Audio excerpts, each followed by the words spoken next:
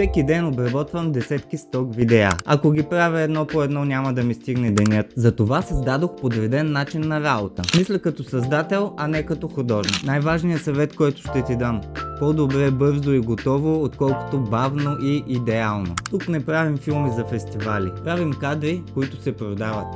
И колкото по-бързо ги пуснем, толкова по-успешни ще бъдем. Това е игра на обем.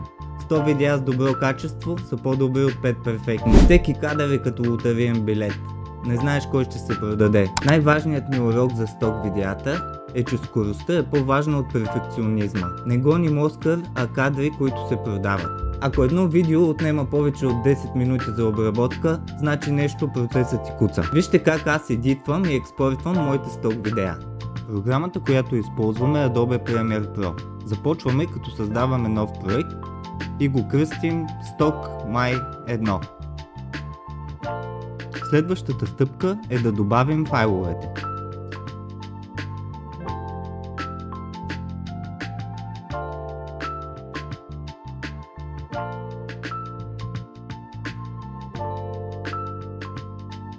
Започваме да ги разглеждаме един по един, като използваме шорткътите I и O за начало и край. Така режем нашите видеа.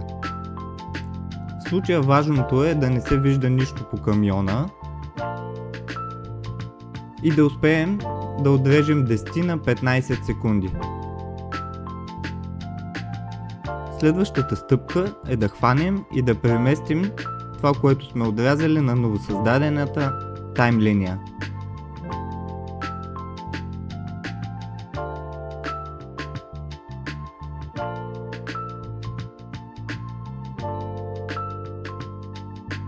Този процес е малко досаден, но така трябва да продължим с абсолютно всички файлове, които сме снимали.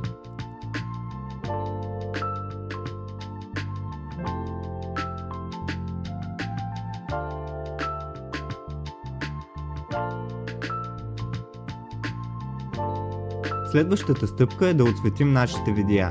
В случая съм снимал на D-Log профил. Свалил съм си лутове от официалния сайт на DJI за D-Log M. Важното е да ги докараме до TV формата Rec 709. Като интензитито го държа някъде на 80, не прекалявам, това е една начална точка. Следващата стъпка е да копирам вече отцветения клип. Така лесно мога да поставя тези настройки на всички други клипове.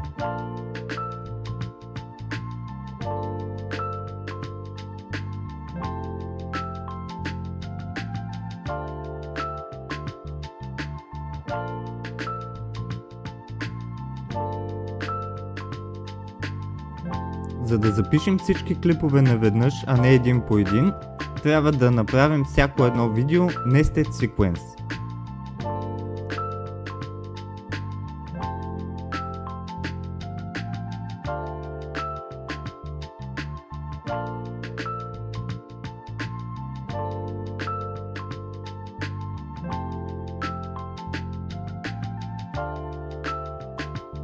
Не винаги обаче лута е достатъчен за нашето оцветяване.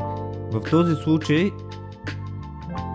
луметрископа ни показва, че сенките са доста високи, затова ги регулирам ръчно.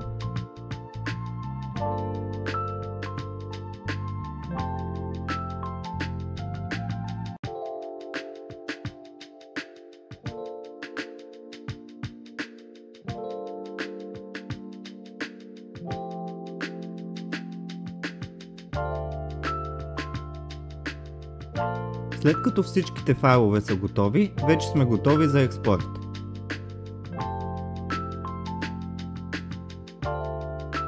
Хващаме всички заедно и натискаме Export Media.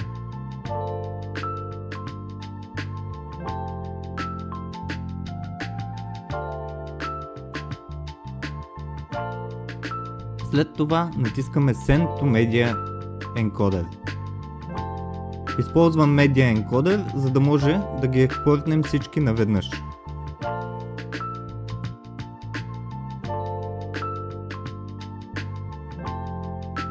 Следващата стъпка е да изберем формата.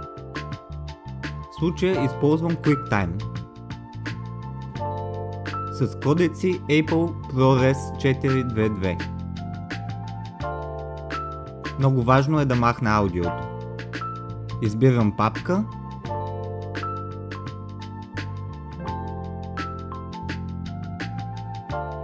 и натискам OK.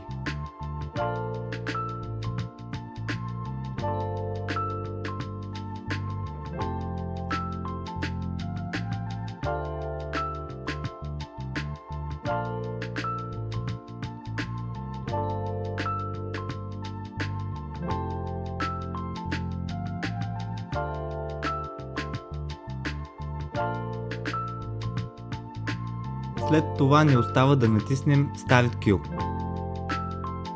Така, ние пуснахме всичките 100 файла наведнъж.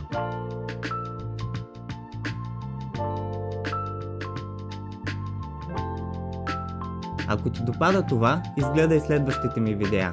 Ще има много още.